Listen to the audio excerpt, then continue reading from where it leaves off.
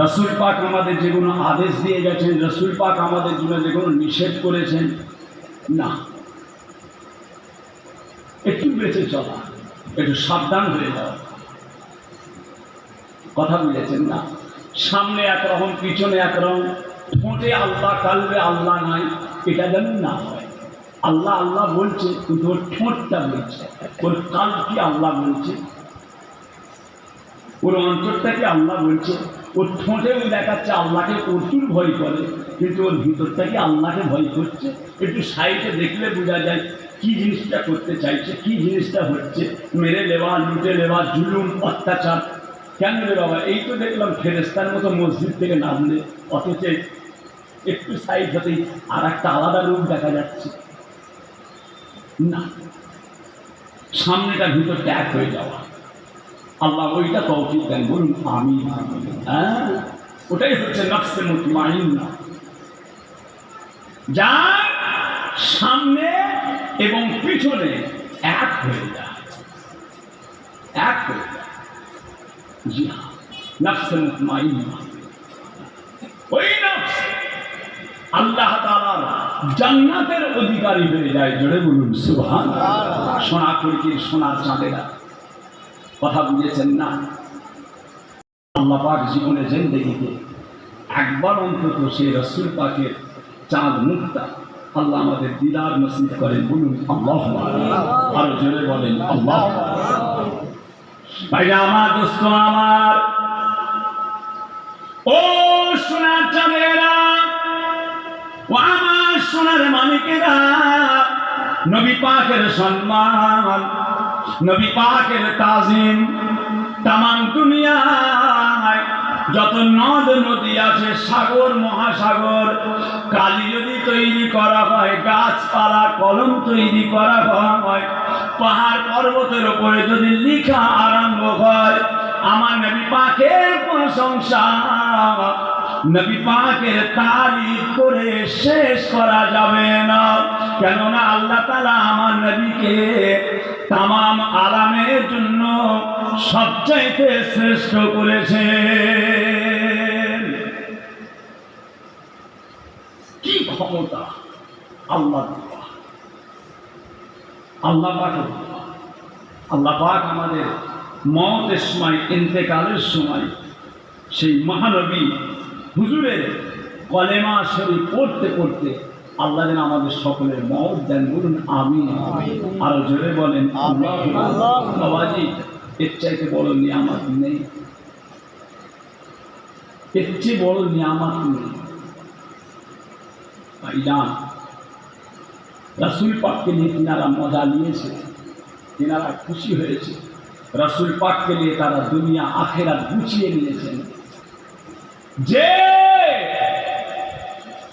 আমরাও জীবনে জিন্দেগিতে যতদিন হায়াতে থাকবে, রাসূল পাকের ভালোবাসা, রাসূল পাকের মহাব্বত, রাসূল পাকের সুন্নাত, রাসূলের প্রতি দরুদ, রাসূল পাক আমাদের যেগুলো আদেশ দিয়ে গেছেন, রাসূল পাক আমাদের জন্য যেগুলো নিষেধ করেছেন, না,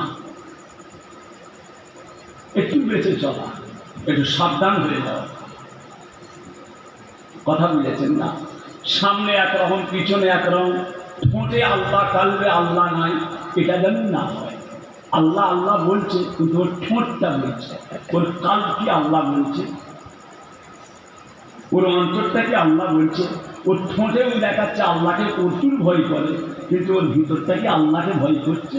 একটু সাইডে দেখলে বোঝা যায় কি জিনিসটা করতে চাইছে, কি জিনিসটা হচ্ছে। মেরে নেওয়া, লুটে নেওয়া, জুলুম, অত্যাচার। কেন রে বাবা? এই তো দেখলাম ফেরেস্তার মতো মসজিদ থেকে নামলে, অথচ একটু সাইড হতেই আর একটা আলাদা রূপ দেখা যাচ্ছে। না, সামনেটা ভিতরটা এক হয়ে যাওয়া। আল্লাহ ওইটা তৌফিক দেন, বলুন আমিন। হ্যাঁ, ওটাই হচ্ছে নফসে মুতমাইন্না, যার সামনে এবং পিছনে এক হয়ে যায়, এক হয়ে যায়।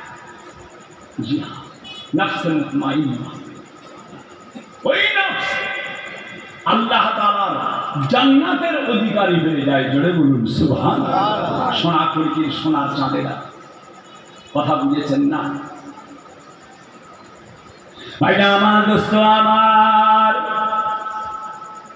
ও সোনার চাঁদেরা, সোনার মানিকেরা, আমার নবী পাককে নিয়ে সবাইয়ের মর্যাদা, রাসূল পাককে নিয়ে সবাইয়ের মর্যাদা তারা জেনে নিয়েছে।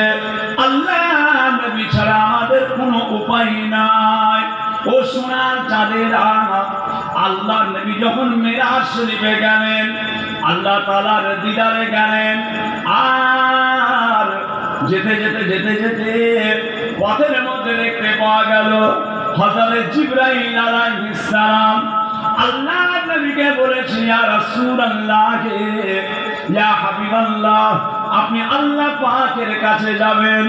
আল্লাহ পাকের কাছে গিয়ে আমি জিবরাইলের জন্য একটুখানি দোয়া চাইবেন, একটু আমার জন্য দোয়া চাইবেন। আল্লাহ নবী বলেছিলেন, ও হযরতে জিবরাইল, তুমি কি দোয়া চাও? আল্লাহ পাকের কাছে কোন দোয়াটা চাও? হযরতে জিবরাইল আলাইহিস সালাম ওই সময় বলেছিলেন, ইয়া রাসূলুল্লাহ, ইয়া হাবিবাল্লাহ, আপনি আল্লাহ পাকের কাছে দোয়া চাইবেন। কাল কিয়ামতের ময়দান, মাহশরের ময়দান, ফুলসিরাতের রাস্তা চুলের চাইতে সরু, হীরার চাইতে ধার। আপনার উম্মত উম্মতিরা তারা ওই রাস্তাতে পার হতে পারবে না, পার হতে পারবে না। আপনি আমার জন্য আল্লাহ তাআলার কাছে একটু দোয়া চেয়ে নেবেন, কেননা আমার ৭০,০০০ ডানা আছে, আমার ৭০,০০০ ডানা আছে। এই ডানাগুলোকে নিয়ে ফুলসিরাতের রাস্তার উপরে আমার ডানাগুলোকে বিছিয়ে দেব, আর আপনার উম্মত উম্মতিরা আমার ডানার উপরে পা দিয়ে তারা আল্লাহ তাআলার জান্নাতি হয়ে যাবে।